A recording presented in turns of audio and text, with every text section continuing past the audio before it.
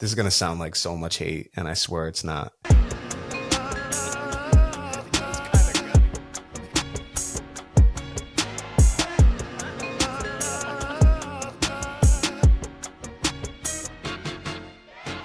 Welcome to the Warner Brothas podcast. My name is Keenan, joined by my brother Kyle. You guys obviously see a familiar face you haven't seen here in a minute, so you know at some point we're going to have to be discussing football. Timmy here as well. Timmy, how you doing? Doing great. Happy to be back. It's been a long time. Ready to talk NFL. Absolutely. It's like when ESPN goes through and you see like, oh, you're seeing Schefter, you're seeing Kuiper, you're like, oh, 7 hours. You're like, wait a second, football time. Yeah, exactly. You're like through first. You're like, wait, oh yeah, now this is actually football time. And Timmy's that face for the Warner Brothers podcast listeners and viewers. Are like, yeah, all right, football's back. Timmy's on. But Kyle, how are you doing?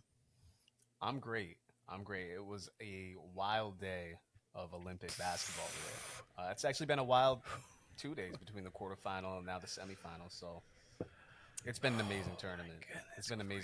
I haven't seen a lot of the Olympics in general, but the basketball portion of it, especially the tournament play, it's lived up. It's more than lived up. So I'm doing great, and I'm ready. I'm ready to talk football too. So I can't wait for that. Got a tier list for y'all. Yeah, a lot of the greats, have done great things. Simone Biles has had a great time. I know Noah Lyles, obviously, the 100 meter, he squeaked out. I think it was 4,000ths of a second, but then he came in third, and then I guess said he had COVID afterwards, which was weird.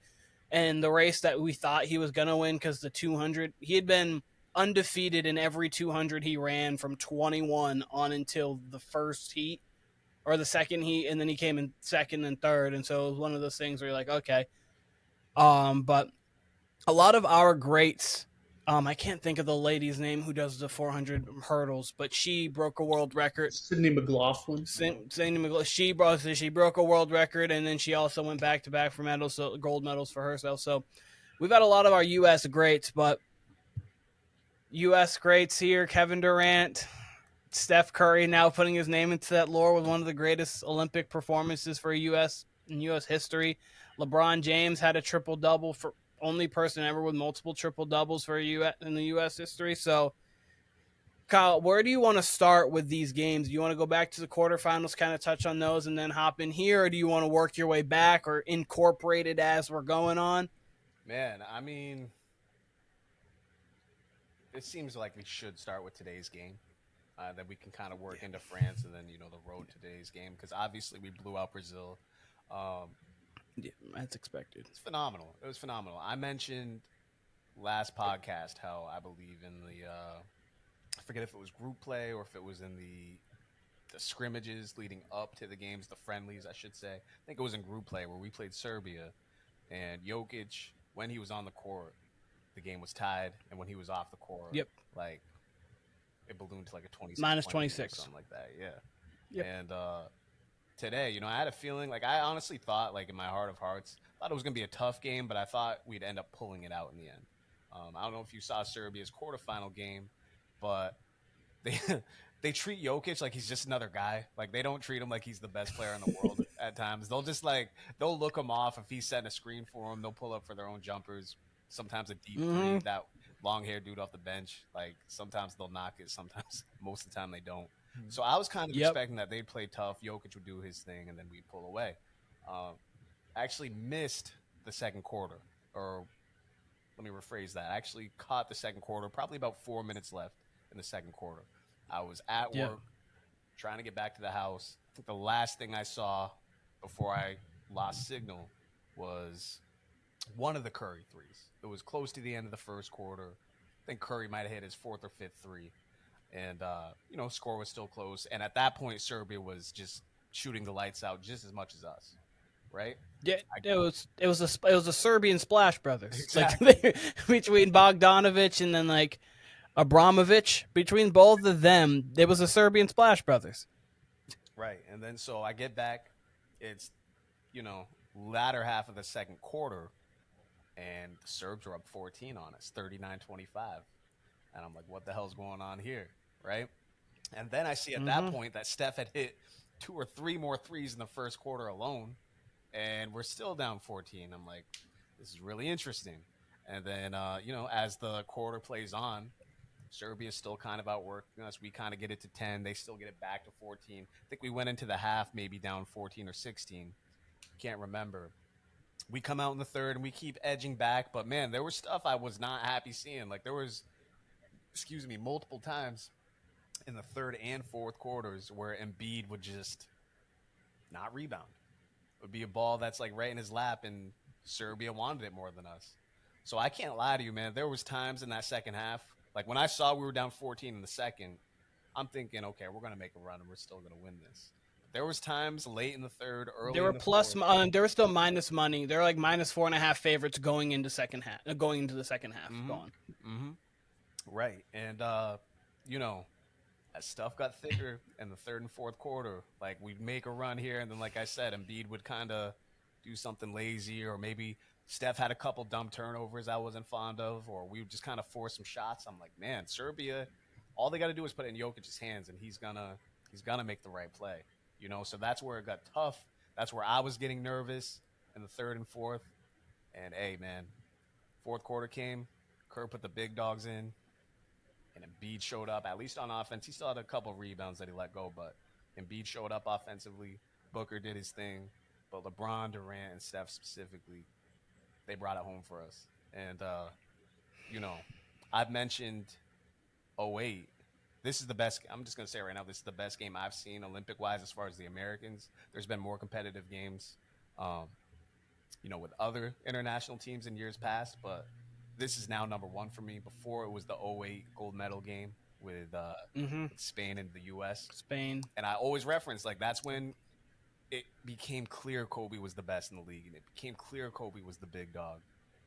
This reminded me of that because, man, Durant, Curry, and LeBron, they showed why they're here. They absolutely showed why they're here. If that was last year's team that we sent to the Worlds, not only did we lose that game, we get blown the fuck out. We might not even be in that game. We might have lost in group play, right? We might have been, who knows? But we certainly lose that game. I can tell you that. Yes. So I was talking, friend Corey and I were like, I had to go to work as the game was going on. So I watched the first half of the first quarter. I see Curry put up 14 points in 3 minutes and he's going nuts. He's turning around, looking at Anthony Davis and KD and Anthony Edwards in the corner. And I'm like, okay. I was like, I've been waiting for this Steph explosion game. Serbia's going to shoot with them early, and then they're just going to go on a run, and then they're going to end up winning by like 15. That's my thoughts. Getting ready for work, so I'm listening to the game, still checking in, and I'm like, okay, Bojan Bogdanovic thinks he can just continue to play with us. That's fine. Abramovich continues to shoot. All right, cool. And Serbia goes on their run. Even then, so now I'm in the car, I'm driving, just watching the game here as I'm I'm just watching because I thankfully have service throughout here being in Tennessee. So I've got a cool service all over. I don't get to Vermont. We're not going to have service for 10 minutes. I know exactly the stretch Kyle lost service. And I was like, okay, they'll pull it back. And then they go into halftime and it's like an 11-9. I think it was 53 to 45 or something like that. It was like an 8 to 11 point game roughly within that stretch going into half. And I was like, they've got time. It's perfectly timed. It's like in the third quarter, they're going to come out, step on their necks a little bit. Jokic is going to try his best, but they're going to tie it up by the end of the third. 15. It's and 1-3. It's 76 to 61 with 11 seconds left in the third. Stupid foul. First time I got, stupid foul by Derek White. That was the first time when I saw that, I was like, because I had to help people out on the footwear because the store was not busy all day. Then I just like, oh yeah, store's not busy. Then I'm just helping people. Like, guys, do you not understand the U.S. are playing right now? Like, I don't care about you getting shoes. Come back in an hour. But anyways, so I'll be in between. In between helping people, I'm watching this game, and then I go into the back. And I'm like, we're down 13 going into the fourth. I got nervous. That was the first time I got legitimately nervous. I was like, they actually could lose this game because it was like Jokic wasn't even going crazy at this point. Because if you thought, oh, okay, they're going to be down, you would be like, oh, Jokic must have like 23 and 12 with like 7 assists going into the. It was like, no, Jokic has been playing well, of course, but he hasn't been going crazy. So it's like he can be the best player and control a game enough for 10 minutes. So then you're nervous. You're like, okay, Jokic can do this in 10 minutes, but then LeBron started the quarter. He was like, this is not happening today. And then Steph's hitting the three. The stretch of LeBron James or Steph Curry floater, and then LeBron James ends up getting the steal, the layup. Steph Curry, a three from Steph. LeBron steal layups, Curry steal layup for them go down 2 to up 5 was like one of those stretches where I was like, those are the two greatest players of our generation taking a game over in ways like only they really can and seizing a moment. And that fourth quarter was one of my favorite basketball moments and one of the best basketball moments I've ever really witnessed.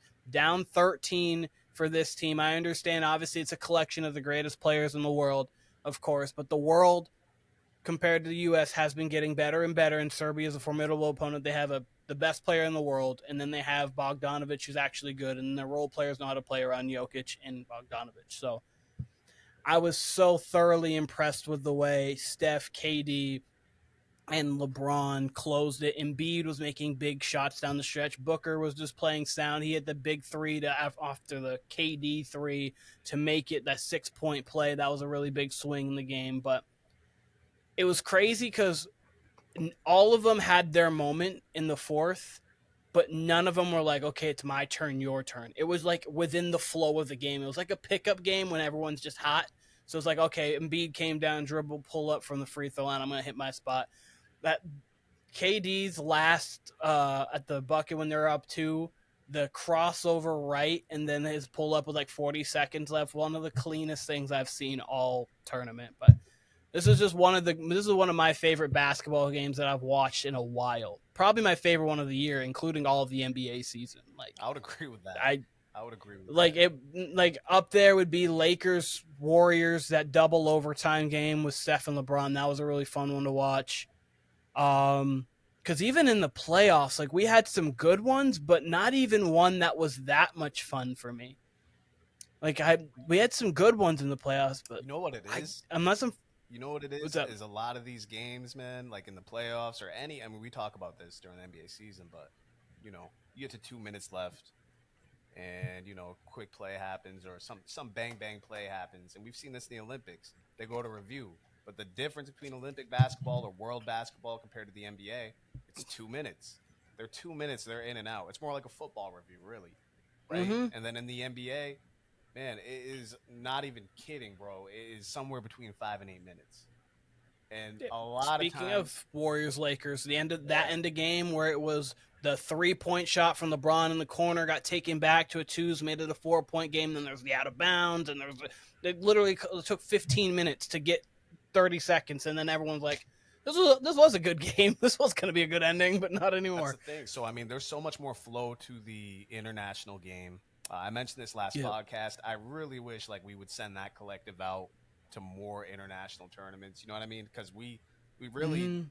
especially the last couple iterations, we're really just swapping out teams for teams when it comes to the Worlds, when it comes to the Olympics. I really wish we'd keep it how the other international teams do. Keep your squad, and we're playing in these tournaments every summer. Because man, FIBA definitely gives us things we don't get in the NBA Mhm. as far as just clean games. And we put ourselves at a disadvantage because it's like, hey, these guys have been playing together all year. I mean, not all, some of them all year, but like they've been playing together every single year. And then like, hey, it's the same thing as when you're like, you throw a collection of people in for an AAU tournament against teams that have been playing AAU all summer. You're like, even if we have the more talented players, player for player, they play better as a team. So like, we have to be more talented than you to naturally just win. And so you get games like this where clearly, if you're going roster for roster, the U.S. is far and away the better roster.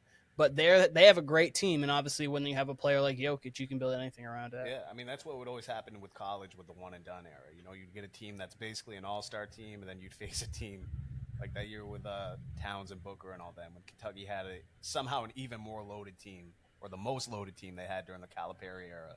They lost to Yeah. Wisconsin with Frank Kaminsky and what's his name? Sam fuck is his name? Sam Hauser. Not Sam Hauser. I mean, might as well be. It's a white boy who can shoot, but I forget his name. It's Sam. Sam something. Decker. Sam Decker, yes. Sam Decker. Yeah, they lost to them. Like that would never happen in the NBA if you had Karl Anthony Towns, Devin Booker, the fuck else they had? Trey Lyles. They had a whole squad. Willie Cauley-Stein. They had literally an NBA team. Booker was coming off was in the second unit. Yep. That's how good that roster was. Which is why Booker was a so second well, unit guy. Which is why he's doing so well with this team, by the way. You know, he's accustomed to that. So, yeah. But yeah, no, you're right. That's exactly what this is like when you face these international teams. They're not afraid of Americans anymore.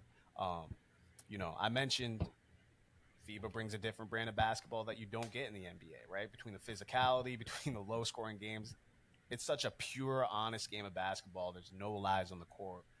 What else you don't get, though, and this is specific more so to France. Shouts to France. They're going to be in the championship game, but man, do the refs help them out. They've gotten calls the entire way. They've gotten calls in the Japan game. They let them play football, basically, against Canada in the quarterfinal. Now, Canada didn't have the scores to keep up. Jamal Murray didn't play well. They would have lost even if the refs didn't help France out a little bit. It was 42-25, a free throw discrepancy. France was better than a free throw a minute during that game. But, I mean, Shea got downhill. He was 8 of 11 from the line in that game. But Jamal Murray only had 7. He was 3 of 13. And Dylan Brooks was 1 of 9 for 2 points. You're not winning a game, especially when you've got Yabusele. He was balling out. You've got Fournier and Cornier. Both of them are going off. And then Wemby's doing what he needs to do defensively. So Yeah, Yabusele is fucking like it's a mixture of Charles Barkley and ex-Celtic. Yeah, I loved Yabusele. Dabusele, we used to call him. He used to dab after the threes. But I think he's gonna get another NBA contract. I mean, he's turned into a spot shooter. I guess he's killing it overseas, and he's looked amazing in this tournament. Yes, but he has. Yeah, I mean, they got some calls today against Germany too, and I just think they're allowed to play a little more physical. Germany, I believe, was the second best team going into this tournament. But man, hey, we're gonna get France. I think they're gonna get some calls, but I really do think today was the toughest matchup we're gonna get. Unless Wemby, who has not played the greatest, especially offensively, the last 2 games, unless he turns into what Wemby looked like during the season, then they got a real chance. Then they can at least do some sort of iteration of what Serbia did today, especially if the threes are falling. If not, their lack of guards, I think we can kind of run it up on them, pressure them with Holiday and White and whoever else, and I think we'll be okay. But man, there was so much I loved between the Germany and France game, the France and Canada game the other day. Quarterfinals, it was basically aside from USA and Brazil, you got all kinds of great games. I mean, Serbia came back from 24 down first half. So you had a lot of great games Tuesday. Both of today's games today were great. And that bronze medal game on Saturday is going to be a great game between Serbia and Germany. Yes, it will be. So that's at 5 a.m. I'm going to try to watch that. But, and I think the gold medal game's at the least going to be entertaining. So very pleased with this tournament. I think the gold medal game will be entertaining. I do have the U.S. pulling that one out. The thing with the only way you're really gonna I'm pulling out like it's crazy, but the only way that you're going to beat the United States is if you have an all-time great player playing, or an all-time great kind of talent player playing great, and you're hitting threes at an insane clip, which is what Serbia was doing today. I mean, they got even colder towards the end. They still made 15 threes, but obviously, especially in that first half, Steph was flamethrowing Steph, and they were going 3 for 3 with him. So like they were matching you with they were matching the 3-point line, and they obviously have Nikola Jokic, who is the best player in the world. Wemby would have to play. You'd have to give you a 22 and 12, one of those expos that he's able to give you. We've seen him do it in the NBA already, and he's only 20. And then between Fournier, Cornier, and Yabusele, they'd have to hit at least 9 threes, at least. And then Rudy Gobert has played 8 minutes in the last 2 games put together. He played 3 minutes 2 games ago. He played 5 now. You would need to get 15 quality minutes at least from Rudy Gobert. I understand the U.S. would probably take Anthony Davis, put Anthony Davis and try to attack him, obviously. But Rudy's played against all of these guys plenty of times, so he clearly knows how to play against them. But you need a good Rudy Gobert game too for that to happen. I just don't see it happening, unfortunately. France, good story. I'm glad they're able to get there. They are definitely a worthy team of being in the final, but yeah. I'll say this. I mean, two things about that. The one thing France does have that could be a foil to the U.S. is they play a slower pace anyway. And I think that's Yes. the only way you can really, like, if you can get USA out of their rhythm, get them to take, long twos, get it into a physical game, that's where France wants to be. Like you said, then they got to be hitting shots on top of that. And you'd hope, like, if Wemby can, like, And separate himself. Wemby's like one of 14-ish from three over the last 2 games. He's got to be. He's been taking good ones too. It's not even that he's forcing the issue. Open. He's been just taking good open threes. He's just not playing well offensively for whatever reason. So that's 2 games in a row for sure that he's played bad offensively, and it didn't even matter in the Canada game. I mean, he was literally used like a role player in the Canada game, and it didn't matter because France was just running it up. They were just making everything from 3. I mean, Fournier had that deep shot at the end of the shot clock that just went in. You're like, all right. So, yeah, if you can get some sort of twin tower action between Gobert and Wemby can give you at least 15 and is like, a threat where they have to send someone else at him, and then he can force the ball to, someone else, play a little Jokic offense.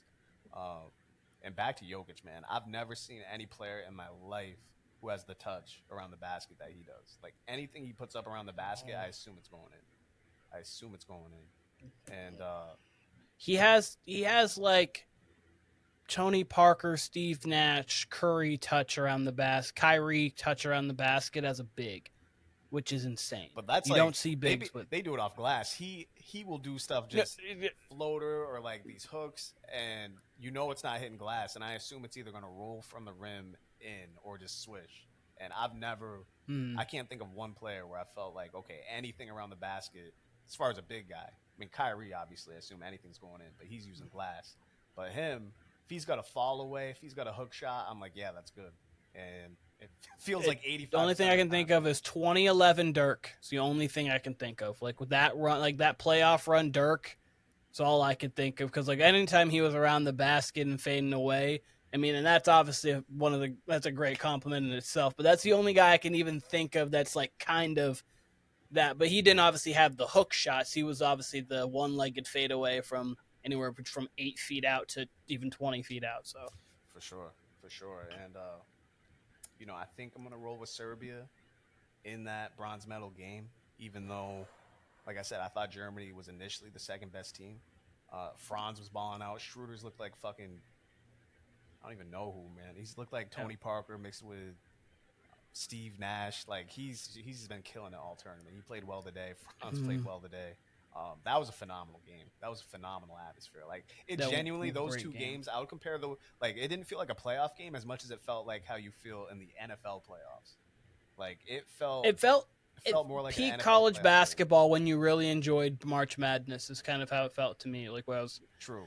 Like I mean, and that's the same kind of thing too as the except NFL. You ain't like banking on these random ass 19-year-old. Yeah, I mean, like this. That's like the NFL playoffs where you're like, man, we don't make this. We don't make the shot. Maybe Jokic goes down and you know what I mean? That kind of thing. So but I get what you're saying. But yeah, no, it's been a phenomenal tournament. I'm going to miss it. Saturday's going to have 2 good games. I'm not sure what other important Olympic events are left in general across the board. Tim, I do have a question. Have you been watching the shot put? I know that was your sport in college, in high school. Have you been watching Olympic shot put at all? Didn't pay attention to it. I know who won, but it was kind of predictable who's going to win. Ryan Krauser's kind of like the GOAT shot putter, so it makes sense. Tell me more about. But no, I haven't really been paying attention. Wait, tell me more about this GOAT shot putter and why he's the best. He's got world records. He's won. He doesn't lose. You can look him up. I think he took second like at one of the World Athletic Championships, but since the last 8 to 10 years, this man has just won everything, and he's like improved Olympic records. He's got everything. How old Super is he? decorated. He's got to be like 30 something Okay. at this point. Do you think he'll return for the next Olympics in LA? I could see it 100%. Shot putters are crazy. Like in the early 2000s, we had a shot putter who was like 40, and he was still throwing, still chucking them out there. So like I could totally see it. It's kind of crazy. They get that old man strength, and they just keep going. It's like never ends. It's like a DH or like a spit, or it's like a relief pitcher in baseball. Yeah. Like you just find your role, and you're like, I can do this. For Ryan, we just need one. Just come on. we need. Tim, I got we two need questions one, off man. of that. All right. One, what's the craziest thing you've personally seen in a shot put competition? I mean, I've seen people get hit with a shot put. That's kind of crazy. That kind of Are they okay? Yeah, usually like they walk away with a pretty gnarly bruise. I mean, I've seen so there's like indoor track and field. There's an event called the weight throw, which is like it's like a shot put on a rope, kinda. It's like this long of a rope. It's not very big, but it weighs 35 pounds. It's this big, heavy thing that you're turning and throwing. And I've seen somebody get hit with that, and their whole leg was like purple. The whole thigh, whole upper leg was just black and blue, like completely turned. It was just pretty gnarly. That's kind of gross.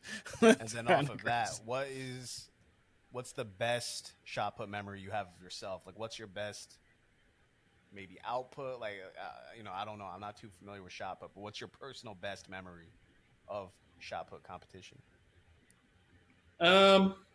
My personal like achievement.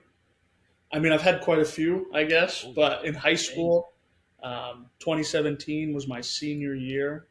We were at States. I think I was in first with like the last two throws going down, last like three throwers. I was in first. And the way the seating works is if you're in first, you're the last person to throw, right? So I was in first.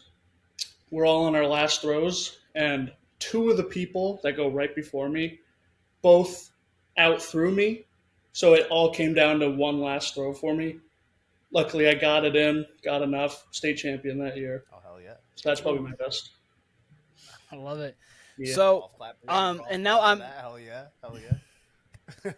now I'm actually curious. So, your comparison. So, what's your longest shot put like ever, like distance? It's hard to measure it because in high school I threw like 48 feet, and in high school they measure in feet, but once you get to college they switch to meters, which is like Olympics and World Athletics. They all measure in meters. Yeah. So in high school I threw 48 feet, which was like 14.8 meters, I think. Yeah. Olympians throw like to win the Olympics you got to throw 23 meters, so it's like a big step up. But once you get to college, the shot increases by 4 pounds, so it goes from 12 to 16. In college, I threw like 15.15 meters, which was like an improvement. So I broke 50, which was a big deal for a lot of collegiate throwers. Yep. Not a lot of people actually like break the 50-foot mark, so that was kind of cool. Mm-hmm. But for me to be competitive in the Olympic standpoint, I would have to add 50% of my distance to that to get to that point, which is crazy. Yeah, exactly. It's crazy. Even Division I shot putters aren't throwing damn near close enough to go to the Olympics. You still got to be 2-3 meters above that to get there. Okay, so that you kind of answered my second point or my second question of like what was your comparison to these Olympics, just because I was like I honestly have no idea. Shot put's not something I am well versed in. But I know we were talking before, and you said you have been paying attention to the Olympics. What events are your favorite, and like what have you been paying attention to the most? I love watching the sprints. I think it's always it's always exciting. Like it always comes down. These are literally the best athletes in the world. They're pushing their bodies as fast as they can possibly go. They're all going to be within that. Like I saw a stat. The person who finished last in the Olympics would have won the Olympics in 1988. Like, that's how much we've improved. That guy, nobody knows his name. He just finished last. But a guy in 1988 is an Olympic champion, a gold medal holder, for running the same exact time as a guy that doesn't get any recognition now. So I always love watching the sprints. One thing I meant to do was put a bet on Noah Lyles to win the 100. I knew he was gonna. I was hyping him up the last 2 months. He's been talking a lot of trash on like social media about it. So like I was all on board. I knew he could do it. Didn't put a bet, but I should have. I really should have. I actually had a wager on the Jamaican that he beat, that Kishane dude. Yeah. Like, and so when it went through and the announcers were like, "Oh, it looks like the Jamaican got it," I'm like feeling good, feeling great, and then he's looking worried, and then I obviously see Noah Lyles celebrate. I've never been so pissed at American won in my life, but like, damn it, another gold medal for the USA. But we need all of them. Yeah, right. Exactly. I was like, Are you kidding? Come on. I do feel that way too. I do find myself feeling that way in the Olympics, in these competitions where I'm watching, not so much basketball, but I mean, I would have been upset if we lost today, especially. But if we lost the gold medal game in France, I don't know if it would kill me. But I do find myself, whether it's, I don't know, anything else, where I'm like, I wouldn't mind to see, one of these other nations, especially if it was an underdog nation, smaller nation, win, right? Like the women's 100. The girl, I think it was St. Lucia. That's right, yeah. Don't even know where that's located, but she beat out Shikari. Like, she beat out one of the best 100-meter runners in the world to do that. First Olympic gold in their country's history. That's a huge deal for them. So. And we're talking about it. The 200-meter, the guy who beat out Noah Lyles was like the first African to do it, and for like, where is he from? It was a guy who had not done it in like forever. I'm butchering. I can't think of his name right now, but the guy who beat Noah Lyles in the 200 was actually something like that country had not had in like forever. Right. So it was another one of those situations to where it was like, a really cool thing for somebody else where you're like, okay.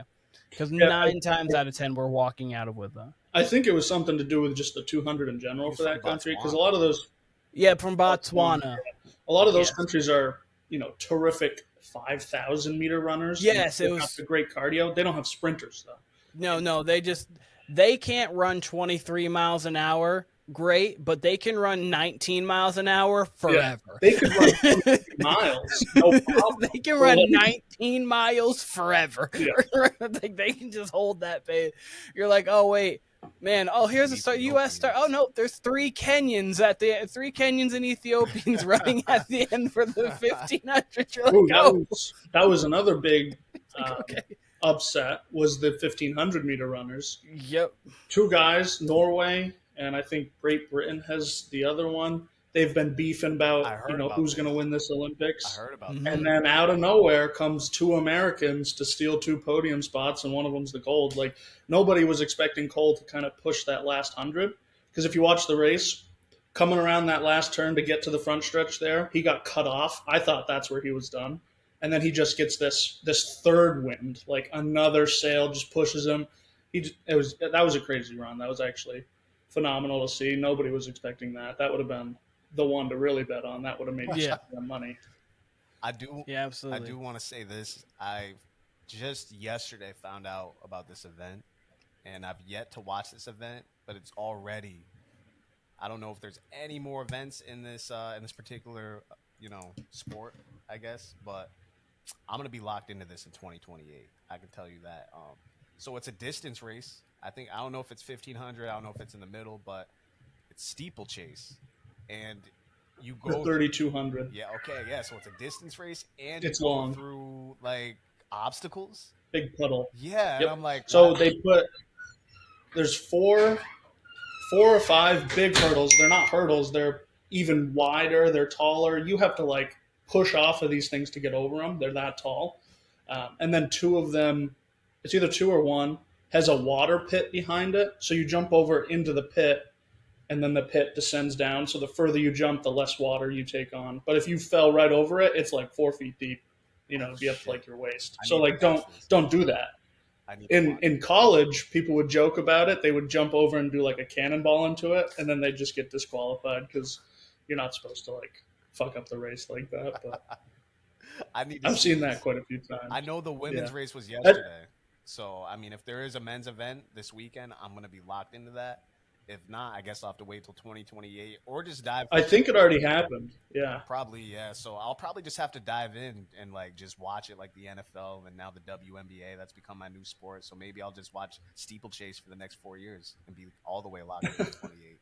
But no, I saw that. I was like, okay, I see the meters. I'm like, that's a distance race, but what's steeplechase? Like, I'm not familiar. And I look it up, and yeah, exactly what you described. I think Google even described it as like a simulation of a horse race.